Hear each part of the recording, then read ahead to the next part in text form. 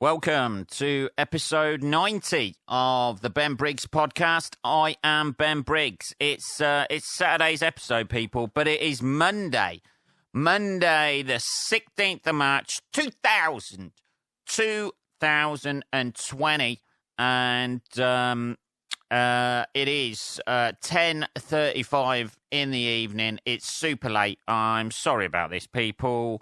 There's a lot going on in the world, as I'm sure you're aware. I am deep down in the bowels of Briggs Towers right now, in Briggs Bunker, all holed up here, stockpiling food and stockpiling everything like everybody else in the world, people.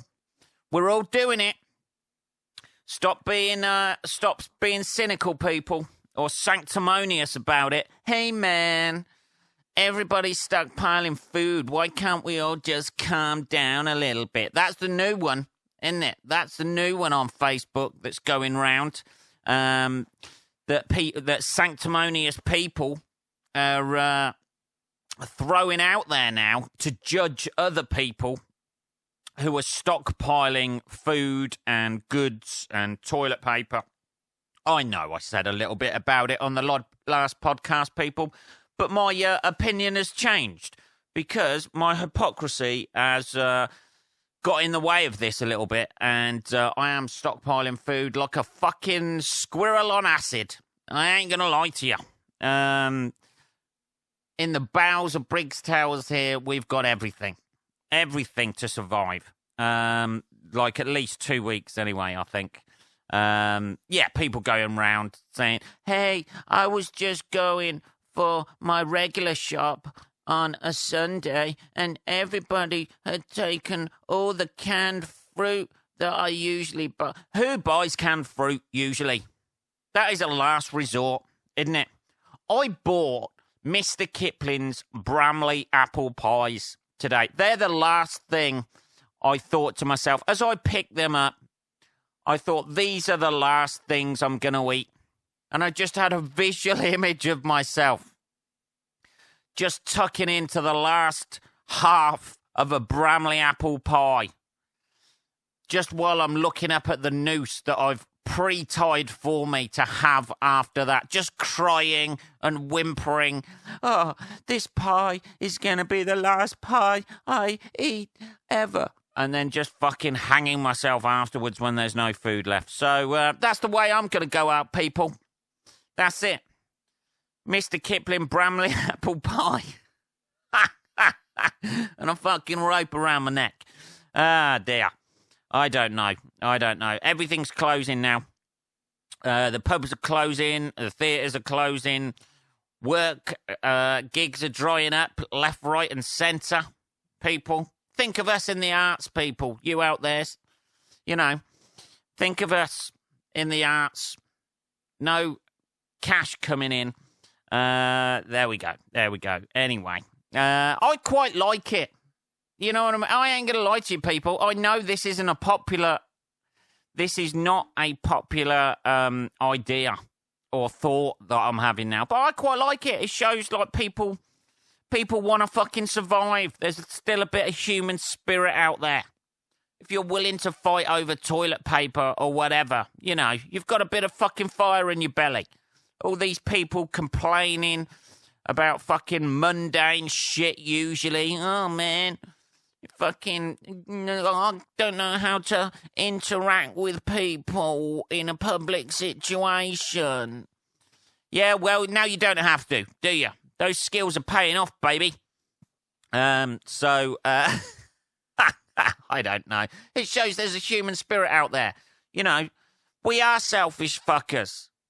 But, we've all got flaws. These people levitating above everybody else, with their fucking moral high ground that they seem to have constructed for themselves, which hasn't got any fucking food on the top of it. Come on, we're all doing it, aren't we? We're all buying shit that we don't really want to fucking eat.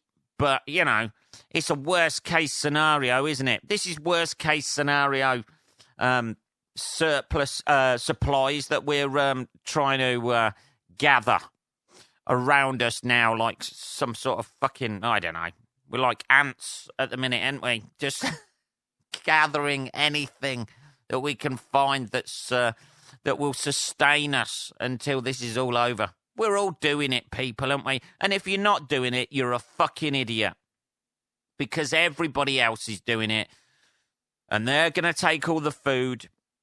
This is why human beings are the most dominant species on this planet. We didn't just stand back, did we? And just allow other species to dominate and take all of the food. This is what's ingrained in our DNA, people, to survive. To, think of ways how we can plan for the future and not just live for today.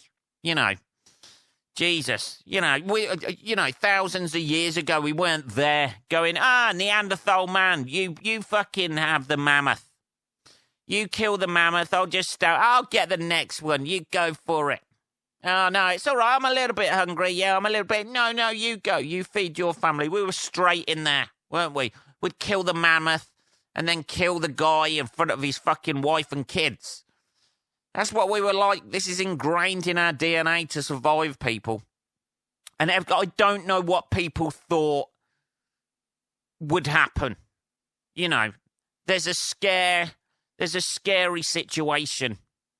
People are freaked out by it. It could be wiping us out. We could have to be hauled up in our homes for like 2-3 weeks. Do you think everybody's just, it's fine. I've got that paperwork to do at work. That's more important than this.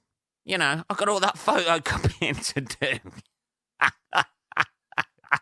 Nobody gives a shit about those things. Most people just work to pay the fucking bills, to fill their bellies, and then buy shit they don't necessarily need anymore. I don't know. It's a scary situation. It's the fight or flight, isn't it? That's what it comes down to, doesn't it? You either, you get in there amongst everybody else, get your elbows fucking bruised a little bit, popping people out the way, don't you? I don't know. My theory on this has completely changed over the weekend. After walking into the supermarket today and seeing the shelves empty, I was like, fucking hell, man. I'm going to have to get a few fucking more bits in. Get them Bramley apple pies out. Bit of vitamin C in there, yeah, in amongst all that sugar and fucking dry pastry. That's going to be a delicious final meal for me. That last half of Bramley apple pie. Slightly soaked with the saltiness of my own tears as I'm just like, as it's just masticating in my mouth. I can taste it now, people. That last meal, like a fucking death row inmate, all of us, right now. We're all looking at our stocks thinking, well, I'm going to leave that till last. That's what we're going to do. I don't know, people. I honestly don't know. This holier than thou attitude that people have got about other people. You'd be there, people taking photos of like empty shelves and shit. Well, you should have got there. You're there right now, looking at these people, judging people. See how much sustenance and nourishment that judgment gives you when you're out of food. I don't know, people. That's we've started with a rant there, people. Anyway, it's not going to be a popular rant. I understand that. It's not going to be a popular decision, but this is why human beings are still here now. This is why we have evolved to have this fucking disease. Wipe us all out. I don't know. Let's have a bit of tea. Not much tea on the shelves either. Getting a bit worried, people. Got to keep going with the old tea, haven't we? People are going to be fucking selling tea bags on street corners. You want a tea bag? Just a fucking cup of tea. Yeah, that'd be nice. Yeah, but I honestly don't know what people thought would happen. Of course people are going to panic. We're fucking animals. When it comes down to it, we want ourselves to survive and our family to survive. If you've got kids or something like that, hey man, I'd do anything for my kids. Well, this is the time to prove it, isn't it? Are you willing to elbow an old granny in the face just to get some fucking fresh Cox's apples. I don't know. Are you willing to do that? This is what it could come down to, people. You know, just see that bobble hat go spinning off into a fucking aisle as she hits the deck, and you just, you know, step over her body and lift up those Coxes like a fucking hero. Somebody winning a fucking Formula One Grand Prix. There you go. I don't know. You know. What, you know, that's what you've got to expect, that sort of thing, haven't you?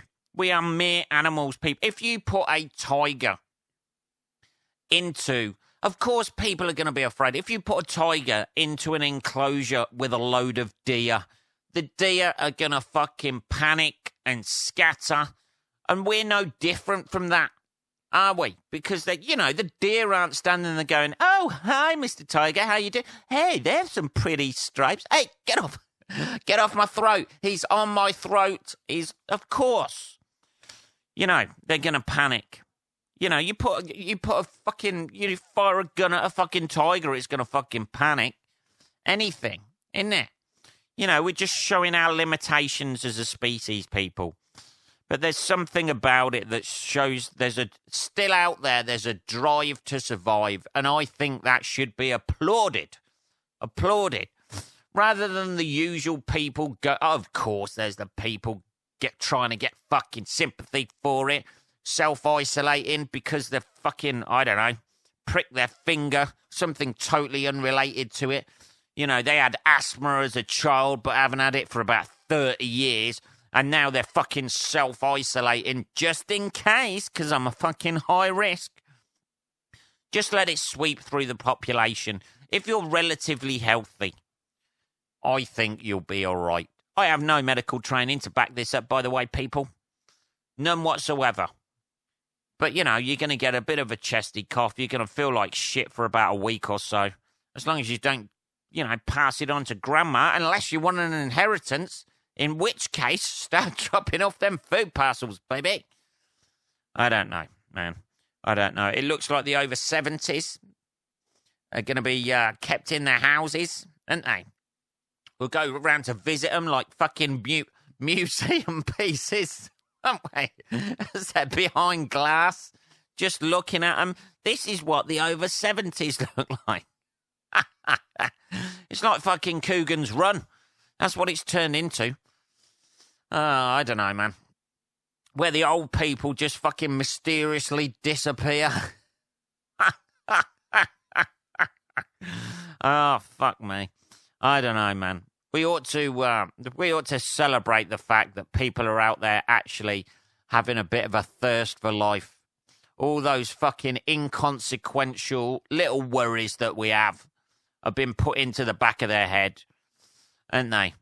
And we can just focus on one thing. That's the good thing about it. All those little fucking posts about, oh, I had a car accident and somebody dented my bumper a little bit and now I've got a sore neck. Oh, all that fucking shit goes out the window, doesn't it? And now we've got something definite to focus our anxieties and our fucking stresses over. I don't know, people. I don't know. It's I have squirreled shit away. I ain't gonna lie to you.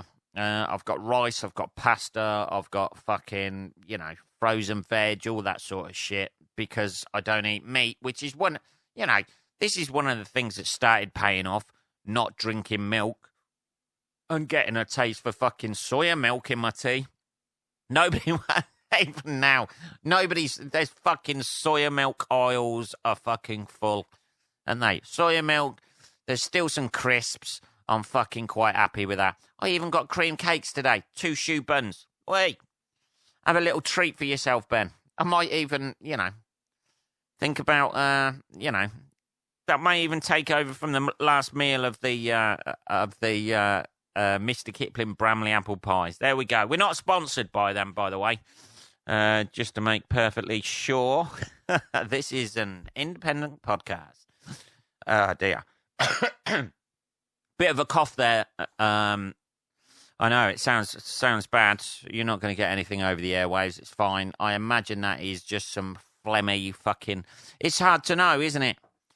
You know, having been a smoker for quite a while, and it's hard to know if that's actually the onset of lung cancer or coronavirus. Either. The outcome is probably not going to be great, but we'll see. What else have you been up to, Ben? Well, I will tell you, people. I bought The Joker on DVD. I've watched that again. I fucking love the film. I ain't going to lie to you. I can't get enough of it. It was worrying that I bought the DVD and then started watching it and fell fucking half asleep in it. I've also... This documentary has come out, I believe it was today. I should know this. Because I've been watching TV non-stop here in Briggs Tower's cellar. Down in the dungeons we are. Drinking tea. I watched the documentary, The Animal People. Now, people, this isn't some sort of like weird thing where they dress up and go fucking in woods at night and stuff like that. This is about protesters against the vivisection and pharmaceutical and medical fucking trials on animals. It is fucking amazing. I love this documentary. Pretty much, I kind of remember it a little bit. It's all about the Huntingdon Life Sciences protests and what they used to do, slapping around monkeys and shit and fucking getting... dogs to smoke fucking Benson and Edges. And basically, what Huntingdon Life Sciences did, they would farm out, for contracts, and they would test anything you can think of on animals. Lipsticks, cosmetics, drugs, fucking smoking shit, I don't know, weed, LSD, fucking, they'd test anything on... That should have been their fucking slogan. We will test anything on fucking animals. Choose us, Huntingdon Life Sciences. But it's about the people who protested against them and the lengths they went to shut those fuckers down. I mean, some of the stuff on there is fucking horrendous, right? Coming from somebody who doesn't eat meat for those very reasons. I know I have leather trainers. Hey, man, you got leather trainers and shit like that? Yeah, I have, yeah. I've got a leather jacket. I've got leather trainers. I do my best, right? I don't eat meat because I don't like the fucking idea that animals have suffered.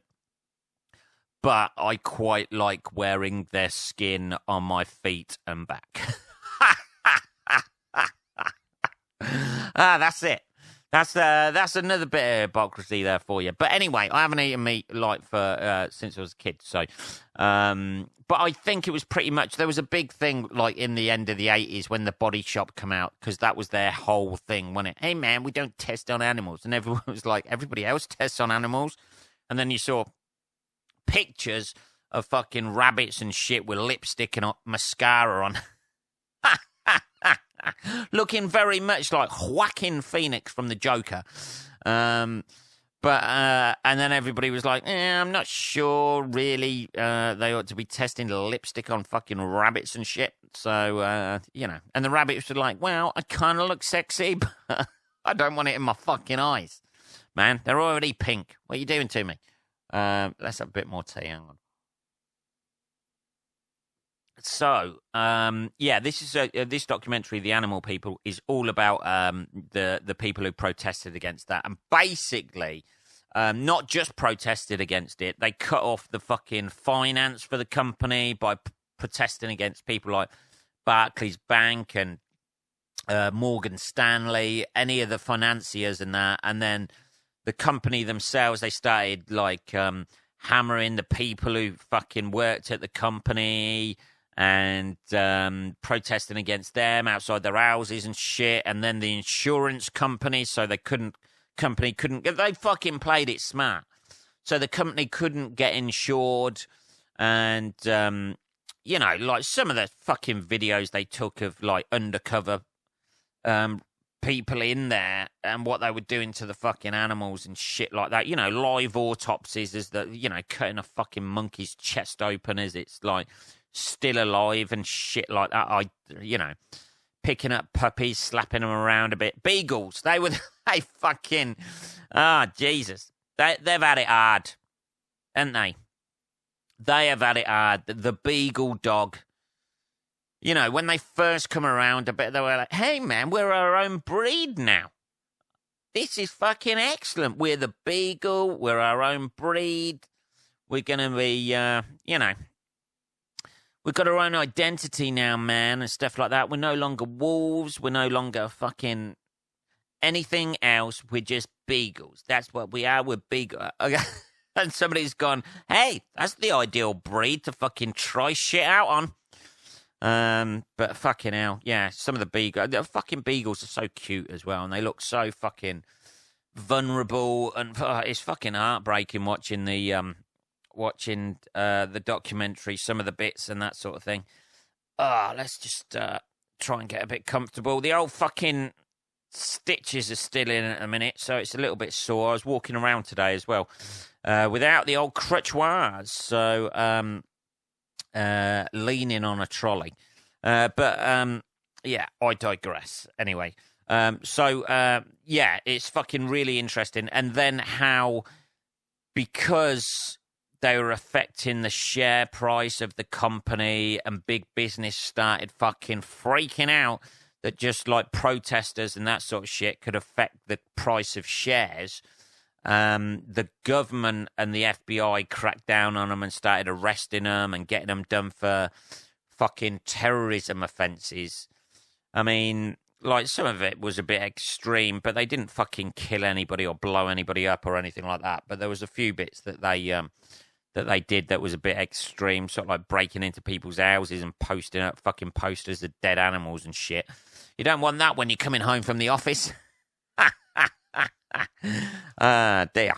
This is what Daddy does for work. Hey, Daddy, why do you hurt the puppy? I don't know. But it's fucking well worth a watch. Definitely. I thoroughly, it's really fucking interesting just how they actually used intelligent means to shut down this place. Cutting off their finances, cutting off any business that was associated with them. They would fucking target them as well. So it just created that distance from the Huntingdon Life Sciences place. And, I mean, what they were doing was horrific shit, to those animals and shit like that. But it's just, I know things have to be tested on, like, drugs and shit, but, like, fucking lipsticks, really? Mascara, really? Talcum powder, all shit like that. Cigarettes. I think we're aware of what cigarettes do now. Rather than fucking, letting a beagle chain smoke for the fucking rest of its life until it coughs up a lung or its tail fucking falls off. I don't know, people. But it's fucking really, really interesting, and it's well worth a watch, definitely. What are we on? Let's have a little look. What are we on? 23 fucking minutes. Should we try and? Sorry, that's the last bit of tea. Let's try and have a look at what's actually other things have happened in the news. This is the thing with these things as well. You're getting all the psychics come out now as well. This is the thing, saying like they predicted coronavirus. Here's one, a psychic who claims he predicted the coronavirus COVID-19 pandemic. He didn't get the name right. Like if somebody says they predicted it and says, look, at the start of 2020, there's going to be a coronavirus called COVID-19 that comes out, and it's going to fucking start in China and then work its way through. On this date, 52 people are going to die. On this date, okay, I'll hold my hands up. But it's always fucking vague, innit? Hey, man, some people are going to die of a fucking virus or something maybe at some point. Oh, right, okay, yeah, I predicted that. Did you not hear me say that vague fucking I don't know. Nicholas Ojula from South London. He's not a jeweler. That's his. That's his surname. Says he first had visions of influenza disaster around the world in 2018. He had visions of this, didn't decide to do it. He believes coronavirus, which has claimed the lives of thousands of people, including several in the UK, it's up to about 50 now, I think, could be at the start of the end of the world. But he doesn't believe it will be in his lifetime. Well, you know, it won't be if he fucking dies of it. Speaking, these visions came in late 2018. I remember being aware of a virus-like outbreak that would affect the world. I was aware that it came from livestock animals and saw the words influenza came to mind as clear as day at the time. It's not an influenza, though, is it, you fucking retard? These words have always stuck with me, and it's not a word in my usual everyday vocabulary. But it is now. Months later in March, I also again saw this unfold in a dream that left me feeling uneasy upon waking up. I've had dreams like that too, buddy. I have fucking waking moments like that as well, where fucking hell. You're just like, can't believe that fucking happened. So when the coronavirus started affecting those in China in late 2019, that's when it all came flooding back. This has just come out today, by the way. He looks like a fucking absolute bellend. He looks like a fucking Instagram fucking model. It's only when you're seeing it all happen around you realise the impact. Fuck off, this fucking geezer's full of shit, mate. And he's posing in all these fucking posters. He's got fucking red ripped jeans on. Who would you fucking trust? You're not going to trust him, are you? I don't know.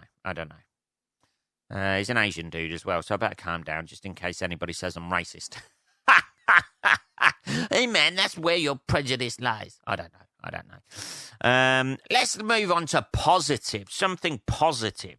Shall we? Should we end the podcast on something positive today? Here we go. Here's a bit of positive coronavirus news. Because this is all that's in the news at the moment. There's no fucking sports.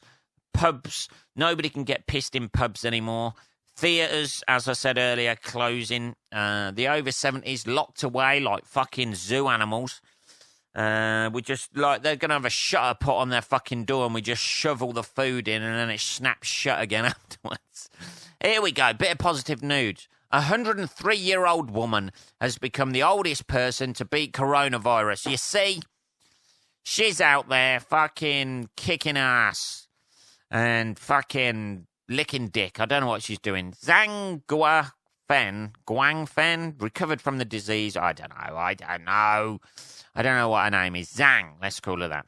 Recovered from the disease after receiving treatment for just 6 days at a hospital in Wuhan, the Chinese city at the centre of the outbreak. She's fucking done it. And the Centenarians, a quick recovery was down to her having no underlying health conditions apart from mild chronic bronchitis. How can you have mild chronic bronchitis? Surely it's either chronic or mild. I don't know. She was diagnosed at Luan Hospital. I ain't reading that. The newspaper published a video showing the woman being escorted out of the hospital in a body bag to a waiting ambulance by a group of medical workers. She was discharged on Tuesday. Look at that. Look at that. A 100-year-old man with Alzheimer's, hypertension and heart failure also recovered from the virus in Wuhan this week after being treated by military doctors. You see, there's hope out there, people. There's hope out there. You're fine if you're fucking a kid, or if you're over 100, you're fucking fine as well. The rest of us are going to be fucked. The disease has infected more than 80,700 people in China, which, being as they've got 1 billion people in China, that is quite a low proportion and killed more than 3,000. Dear. Well, you see, there's people. There's hope for us all. If fucking pensioners, people in their fucking hundreds are fucking surviving this, we can get through it. Squirrel those fucking food supplies away. Lock yourselves in. Listen to podcasts. I don't know. everybody, fuck knows what the comedy community's thinking about doing about this. I know some people are thinking about doing live streaming gigs and shit, or like little gigs that they're doing and stuff. That's fucking... The whole thing about stand-up comedy that I love is that it's in front of a live audience and you have that interaction, and things you say can be more dangerous. I ain't going to be live streaming like any fucking gigs or anything. There's a YouTube thing that I may kick off earlier than I was expecting to. But I'll let you know about that anyway. But the whole thing about being at a gig, the passion, the fucking risk, that you're saying, the ideas you're sharing, they might fly, they might not go with it. Some people might get offended by it. That's the fucking buzz of doing it in front of a fucking live audience. Not doing it to a fucking webcam and fucking streaming it that way. It just takes all the fucking passion, risk, and heart out of it. Doesn't it? You're not getting that, you play off the audience. You see how much you can get away with. I do, anyway. I don't know about other acts. But you see that, and then you push that, and you try and make it work. And that's the whole fucking thing about it. That's why it's so exciting going to see a stand-up comedian. Because you've got that risk and that, like, fucking, that intimacy as well. I don't know, man. I don't know. I'm going to wait until the gigs fucking come back. A few of my gigs have been cancelled, but I think I've still got a few coming up from promoters who don't give a fuck. I don't know. Anyway, people, that is episode 90. Episode 90 now. There is 45 hours of the Ben Briggs podcast to binge out there, people. Slightly over that, because I sometimes run over that half an hour, like I am now. If you've got any questions or anything, you're feeling lonely, if you're feeling lonely, fucking talk to somebody else. If you've got any questions or anything, you can always... How much did I dismiss that? You can always send us a message or something on podcast@benbriggs.co.uk. I will be back with Tuesday's episode tomorrow, people. Tomorrow on Tuesday. I know, but I've got to catch up somewhere, haven't I? And there'll be a few adverts in tomorrow as well. Hey, we've still got a sponsorship, people. We've still got a sponsorship, and it's coming in tomorrow's episode. So take care for the next 24 hours, and I'll speak to you then. Take care, motherfuckers. Bye-bye.